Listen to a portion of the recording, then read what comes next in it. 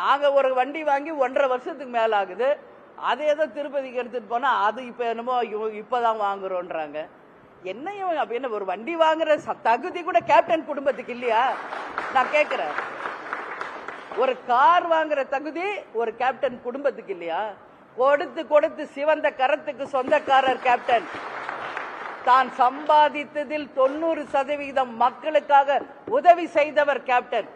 அவர் செய்யற ஒரு உதவிக்கும் பின்னாடி இருந்தவள் நான் என்பது இந்த உலகம் அறியும்.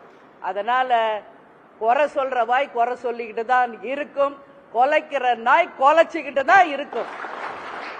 அவர்களுக்கெல்லாம் பதில் சொல்ல வேண்டிய அவசியம் தேமுதிகவுக்கோ எங்களுக்கோ கிடையாது என்பதை உறுதியாக நான் சொல்றேன்.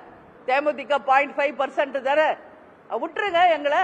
ஏன் பேசுறீங்க தேமுதிக பத்தி? 0.5 கட்சி 0.5 கட்சி 0.5 கட்சி. இவங்களுக்கு எதுக்கு ராஜ்யசபா கொடுத்தாங்க, இவங்களுக்கு எதுக்கு எம்எல்ஏ சீட் இவ்வளவு கொடுக்குறாங்க? உங்களுக்கு தெரியுமா எவ்வளவு சீட் கொடுத்து? யாருக்காவது தெரியுமா? ஒவ்வொரு விவாதத்திலும் ஒவ்வொரு யூடியூப்லயும் ஏன் அதை பத்தி விவாதிக்கிறீங்க? ஏன் விவாதிக்கிறீங்க? நான் இன்னைக்கு கேட்கிறேன். 0.5 கட்சி தானேப்பா? ஆமா 0.5 தான், விட்டுருங்க எங்களேன்ற நான்